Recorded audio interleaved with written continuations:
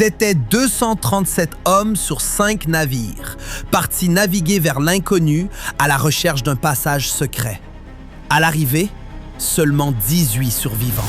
Pendant leur traversée, ils ont fini par manger le cuir des mâts, de la sciure de bois et, pire encore, bienvenue dans l'histoire de la plus grande exploration de tous les temps.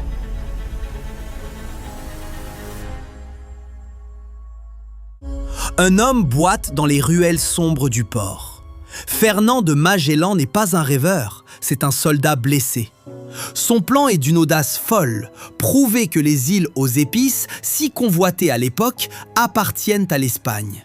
Pour y parvenir, il veut trouver un raccourci par l'ouest, à travers un continent américain encore totalement mystérieux. Pour cette expédition, Magellan arme 5 navires avec 237 hommes.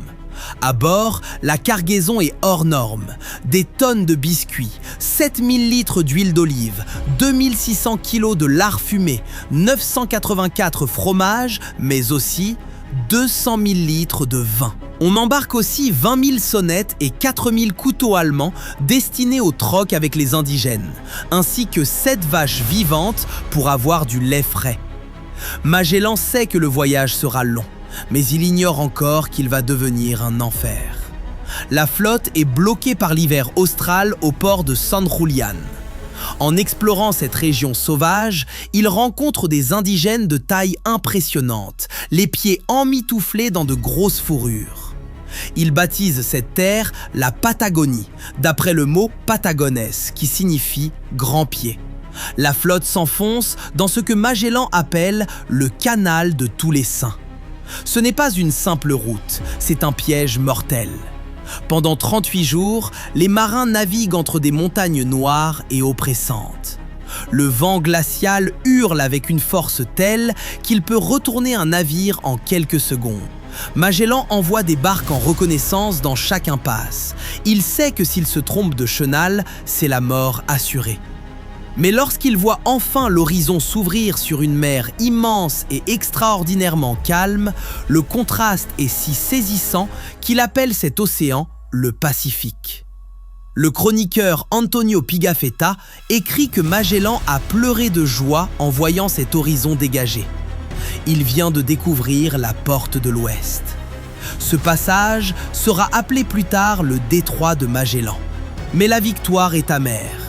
Le San Antonio, le navire qui transportait la majorité des vivres, déserte et s'enfuit en secret vers l'Espagne. Magellan, fidèle à lui-même, s'obstine.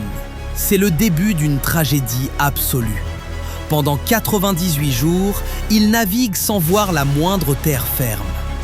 L'équipage se transforme en une armée de squelettes. On mange de la sciure de bois, des rats vendus à prix d'or et même le cuir des mâts qu'on fait bouillir dans l'eau de mer pour tenter d'en ramollir les fibres. Le scorbut ronge les gencives, les dents tombent, les membres gonflent et les hommes s'éteignent les uns après les autres dans un silence atroce. Magellan, son chroniqueur Pigafetta et les officiers survivent miraculeusement à la maladie grâce à un remède purement accidentel. La pâte de coing et le céleri sauvage récoltés dans le détroit, qui contiennent, sans qu'ils le sachent, de la vitamine C. Après 100 jours de famine, les premiers palmiers apparaissent. Ce sont les îles Mariannes, qu'ils baptiseront les îles des voleurs. Le choc culturel est absolu. Pour les marins, ces hommes qui arrivent sur des pirogues rapides sont des sauvages. À l'inverse, ces étrangers squelettiques sur leurs forteresses flottantes sont perçus comme des fantômes ou des dieux. Mais la communication est impossible. Les indigènes, qui n'ont aucune notion de propriété privée, montent à bord et s'emparent de tout ce qui brille. Magellan, à bout de nerfs, répond par le feu et fait brûler leur village. La rencontre entre l'Europe et le Pacifique ne se fait pas dans la paix, mais dans le sang et l'incompréhension. Les Philippines. Magellan pense avoir gagné son pari. Les îles Moluques ne sont plus très loin au sud. C'est ici que le voyage de Magellan va brutalement s'arrêter.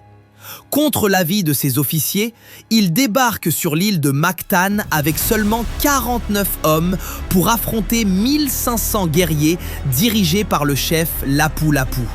C'est un désastre tactique. Les indigènes remarquent immédiatement que les jambes des Européens ne sont pas protégées par leurs armures d'acier.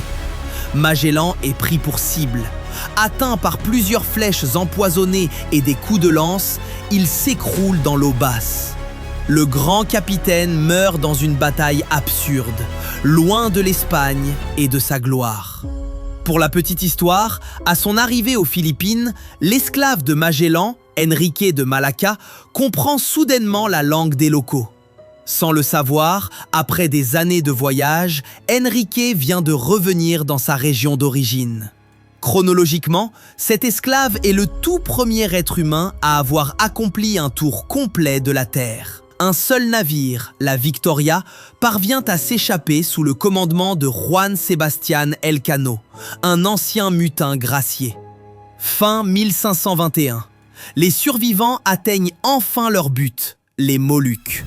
Les cales de la Victoria se remplissent de précieux clous de girofle. Pour l'équipage, c'est le triomphe. Le 6 septembre 1522, 3 ans après leur départ, 18 fantômes débarquent à Séville. Ils ont accompli l'impossible, le premier tour du monde. Sans le précieux journal de bord d'Antonio Pigafetta, nous n'aurions jamais connu tous ces détails. Alors, que reste-t-il aujourd'hui de cette épopée ? Il reste l'audace. L'audace brute et insensée d'une poignée d'hommes partis défier le néant. Ils ont navigué là où les cartes n'affichaient que des monstres, et ils ont tracé le tout premier cercle autour de notre monde. Une audace immortelle.